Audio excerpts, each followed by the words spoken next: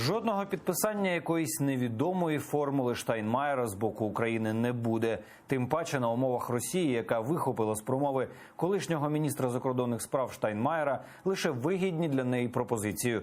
Ніяку формулу Штайнмаєра жодна зі сторін, зокрема іноземні партнери, не погоджувала. Тож апелювання до неї Кремля – це суто його маніпуляція. Про це сьогодні активно говорять і народні обранці в парламенті, і учасники тристоронньої контактної групи у Мінську. Що ж таке формула Штайнмаєра? Далі у сюжеті. Гучні заяви із Кремля. Україна зірвала виконання домовленостей радників країн Романської четвірки на засіданні контактної групи по врегулюванню на Сході, бо не хоче підписати формулу Штайнмаєра. Спершу це заявляє у Мінську представник Росії Борис Гризлов, а потім офіційно повторив прес-секретар Путіна і одразу натякає. Взагалі немає сенсу у зустрічі у нормандському форматі, а її планували на кінець вересня, початок жовтня. Відмова представників України в контактній групі підписати формулу Штайнмаєра суперечить колишнім домовленостям і вкотре підтверджує, що саміту лідерів нормандської четвірки Російська Федерація, Україна, Франція, Німеччина повинна передувати підготовча робота. Ця ситуація підтверджує, зустріч заради зустрічі навряд чи може бути результативною. Для того, щоб зібратися, спочатку потрібно виконати велику підготовчу роботу. Формула Штайнмаєра, буцімто вже узгоджена 2 вересня, яку буцімто мало підписати напередодні, начебто була б умовою зустрічі нормандської четвірки.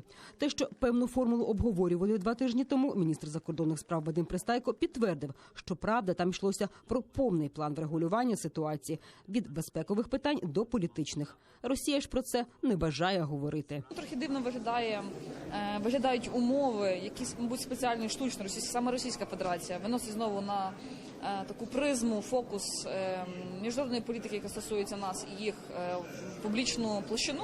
І Україна починає через це всередині себе чубитися і не розуміти, як далі рухатися. Росія в черговий раз маніпулює. Утім, те, що Україна висувала свої умови, ненароком Кремль таки обмовився вустами свого прес-секретаря.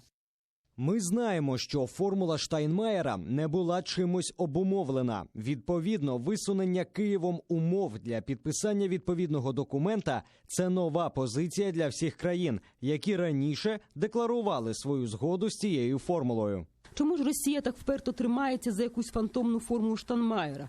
Ще у 2015 році тодішній міністр закордонних справ Німеччини Штайнмаєр для врегулювання ситуації на Донбасі запропонував мирову угоду, місцеві вибори, амністію бойовиків та якийсь інакший статус Донбаса.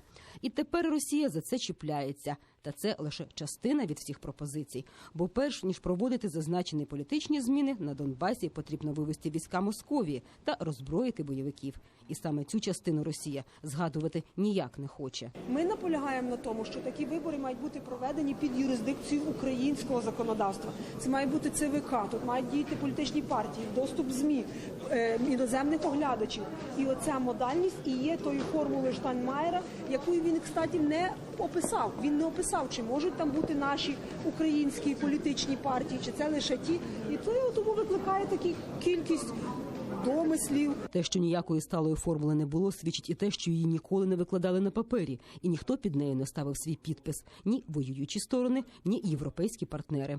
Про це не вперше говорить Роман Безсмертний, колишній представник України в тристоронній контактній групі. От якщо взяти нормандську четвірку, там є 4 представники, так?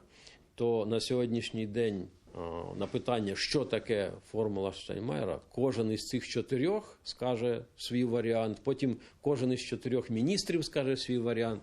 Немає на сьогоднішній день тексту, який би сказав пункт 1, пункт 2, пункт 3.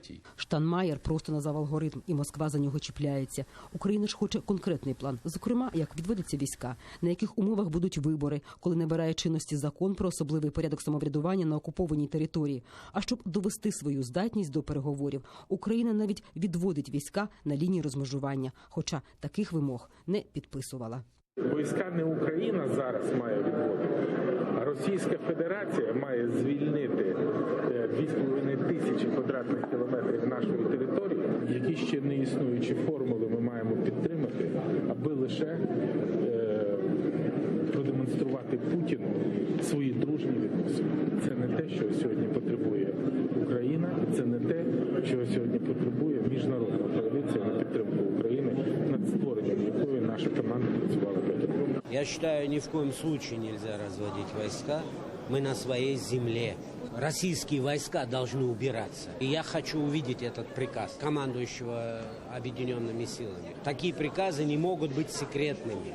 Треба діяти, робити кроки, виконувати мінські домовленості, бо іншого плану немає, і закінчувати війну як можна швидше. Зовсім без компромісів зупинити агресію виключно мирним шляхом не вдасться, визнають і в Україні, і на Заході. До одного з них Україна має готуватися вже зараз. 31 грудня закінчується дія закону про особливості місцевого самоврядування на Донбасі. І вже новий парламент має визначити, продовжити його дію на певний час, чи закріпити назавжди, чи прийняти зовсім новий. Із побажаннями Росії. Вікторія Бойко, Іслям Пінка, Заман, АТР.